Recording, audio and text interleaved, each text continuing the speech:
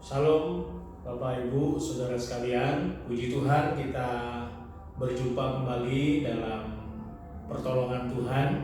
Hari ini kita boleh bersama-sama merenungkan firman Tuhan. Kita menaikkan sebuah pujian, firman-Mu pelita bagi kakiku.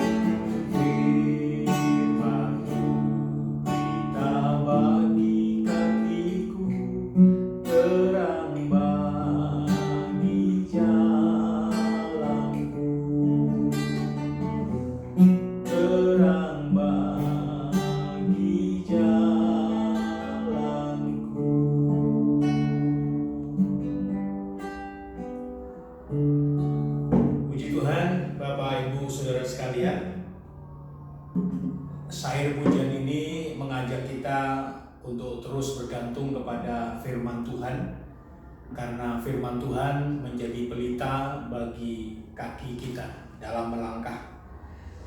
Hari ini kita bersyukur kepada Tuhan karena boleh masuk dalam masa di mana kita pada hari-hari ini bagi gereja Tuhan yang beraliran karismatik menanti pencurahan Roh Kudus dalam masa 10 hari ini setelah hari kenaikan Tuhan Yesus beberapa hari yang lalu. Bagaimana kita bisa memaknai peristiwa ini dalam kehidupan kita? Saya ingin mengajak kita untuk merenungkan firman Tuhan pada saat ini. Peristiwa kenaikan Tuhan Yesus dimulai dengan pemberian berkat kepada para murid. Bagi kita sekalian menjadi sangat penting memahami ini.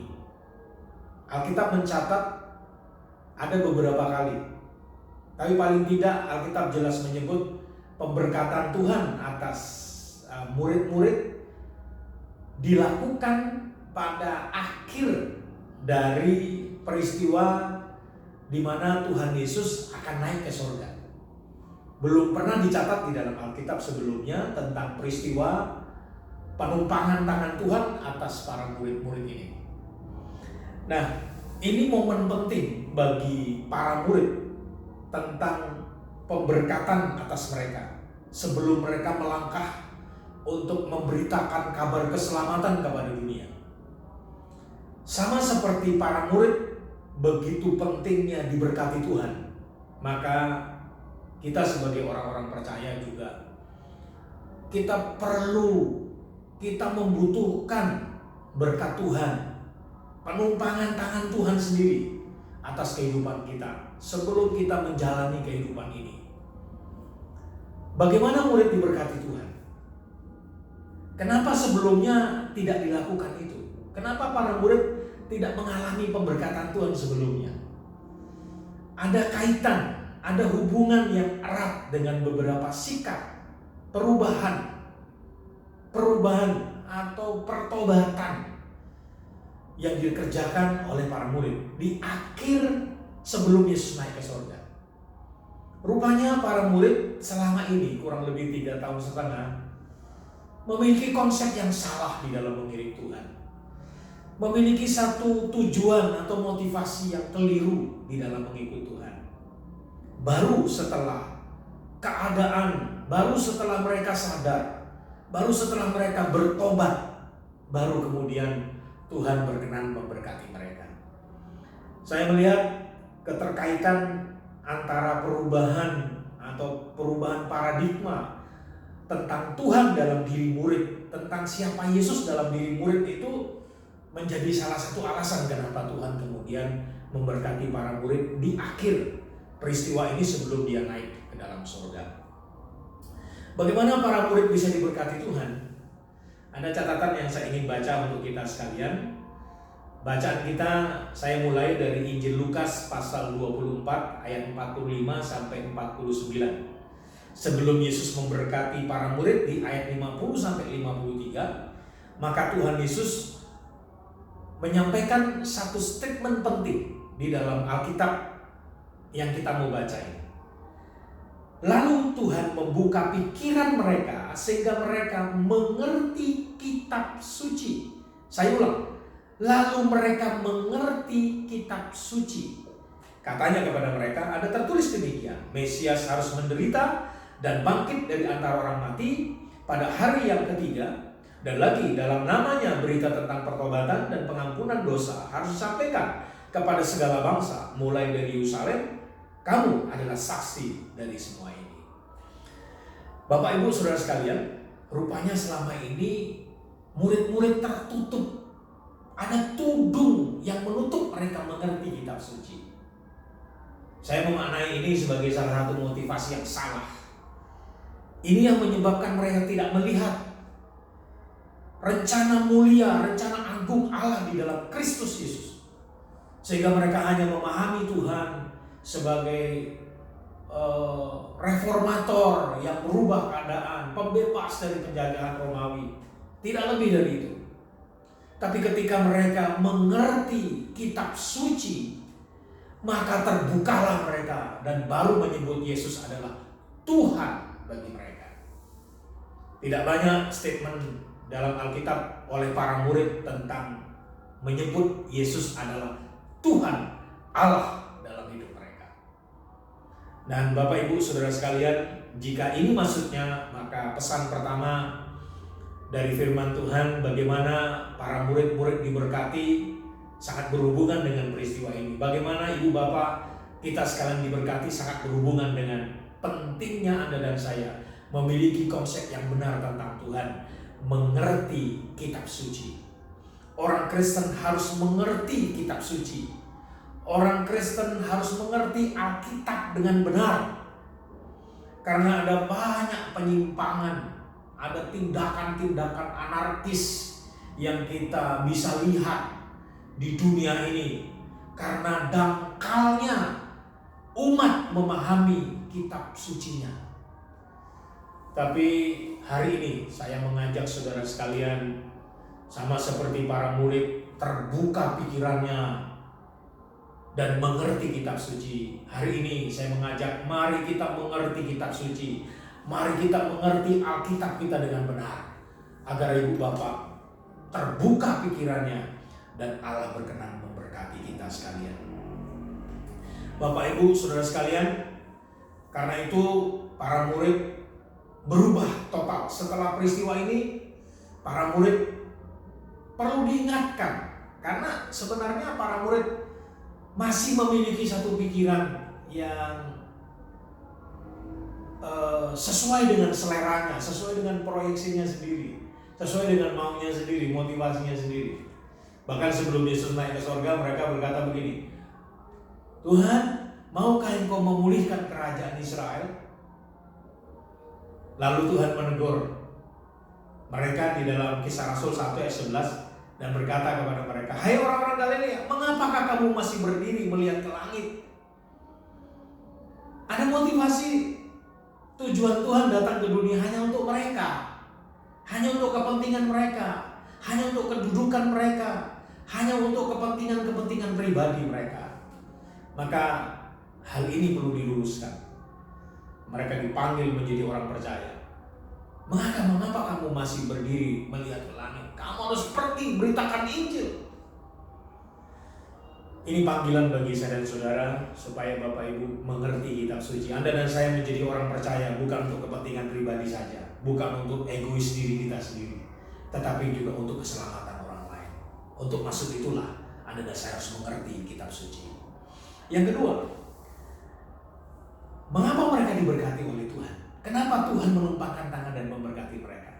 Yang kedua, karena mereka sujud menyembah Allah. Saya ulang, mereka sujud menyembah Tuhan. Tidak banyak statement tentang pengakuan murid yang ditulis oleh Alkitab. Di dalam ayat 52 Injil Lukas pasal 24, mereka sujud menyembah kepadanya, lalu mereka pulang ke Yerusalem dengan sangat bersukacita. Mereka sujud menyembah kepadanya. Tindakan sujud menyembah ini, proskuneo, ini adalah sebuah tindakan pengakuan bahwa yang disembah adalah Tuhan. Selama ini murid hanya sebatas mengenal Yesus sebagai guru, sebagai tabib, sebagai seorang reformator yang merubah keadaan secara fisik dari penjajahan, pembebasan dari penjajahan. Tapi kali ini murid datang tersungkur, sujud menyembah. Ibu bapak, kenapa murid diberkati? Karena mereka menyembah Tuhan. Menginginkan ibu bapak diberkati oleh Tuhan, mari kita menyembah Tuhan seperti para murid menjadikan Tuhan Yesus sebagai Tuhan dan Juru Selamat atas mereka. Bapak Ibu, betapa pentingnya kita membangun kesadaran ini. Mengikut Tuhan harus serius. Mengikut Tuhan tidak boleh untuk kepentingan pribadi dan motivasi tertentu kita datang beribadah. Tapi ikut Tuhan harus serius, tidak boleh setengah-setengah. Sujud menyembah ini bentuk totalitas iman, percaya sungguh kepada Tuhan, pengiringan sungguh-sungguh kepada Tuhan. Maka dibutuhkan sebuah tindakan total seperti ini. Apa saja? Dalam Roma 12 ayat 1, mempersembahkan diri total. Karena itu saudara-saudara, demi kemurahan Allah aku menasihatkan supaya kamu mempersembahkan tubuhmu sebagai persembahan yang hidup, yang kudus, yang berkenan kepada Allah. Itulah ibadahmu yang sejati. Persembahan hidup yang total kepada Tuhan. Yang berikut, komitmen yang total kepada Tuhan. Ikut Tuhan total, punya komitmen total, tidak setengah-setengah. Mazmur 37 ayat 5, serahkanlah hidupmu kepada Tuhan dan percayakanlah kepadanya dan Ia akan bertindak. Dalam 1 Petrus 1 mengatakan, letakkanlah pengharapanmu seluruhnya. Nah, kata seluruhnya ini total, tidak boleh setengah-setengah. Jangan kasih ruang di hati kita untuk Tuhan separuh, untuk yang lain separuh. Tapi seluruhnya kita serahkan diri kita kepada Tuhan. Berserah kepada Tuhan total. Amsal 16 ayat 3, serahkanlah perbuatanmu kepada Tuhan, maka terlaksanalah segala rencanamu. Serahkanlah total, Bapak Ibu. Apa akibat? Apa dampak? Saya tutup firman Tuhan ini dengan dampak yang terjadi, reaksi yang terjadi, efek yang terjadi atas diri orang yang diberkati Tuhan. Orang yang diberkati Tuhan hidupnya penuh sukacita. Shalom. Dalam ayat 52 tadi dikatakan, mereka sujud menyembah kepadanya, lalu mereka pulang ke Yerusalem dengan sangat bersukacita. Jadi orang yang diberkati Tuhan hidupnya penuh shalom. Shalom dengan diri, shalom dengan orang sesama kita, dan shalom dengan Tuhan. Hidup kita penuh sukacita karena tidak lagi menjadi setrunya Allah, tetapi kita menjadi sahabatnya Allah, anak-anak Allah. Ini yang menimbulkan sukacita. Sukacita bukan karena kita berlimpah harta, sukacita bukan karena kita berkelimpahan dengan kesenangan duniawi, tapi sukacita oleh karena ada Allah dalam kehidupan kita. Yang kedua, hidup dalam kesetiaan kepada Allah. Dampak dari hidup diberkati adalah setia kepada Allah. Di dalam ayat yang 53, mereka senantiasa berada di dalam bait Allah dan memuliakan Allah. Orang yang diberkati Tuhan tidak jauh-jauh hidupnya memuliakan Allah, dan tidak jauh-jauh hidupnya ada di rumah Allah. Saya berdoa kiranya Tuhan memberkati Bapak Ibu. Biarlah kita tetap semangat mengiring Tuhan. Tuhan Yesus memberkati kita. Shalom. Mari kita akan berdoa. Tuhan, terima kasih buat anugerah-Mu. Biarlah jemaat yang mendengarkan firman Tuhan ini diberkati oleh Tuhan, dan kami tetap semangat mengikut Tuhan. Puji hormat bagi Allah Bapa di dalam sorga, di dalam Kristus Tuhan kami. Kami terima berkat Allah di dalam nama Bapa, Putra, dan Roh Kudus di dalam Kristus Tuhan kami. Biarlah berkat Allah melimpah atas kami. Haleluya. Amin. Amin. Puji Tuhan.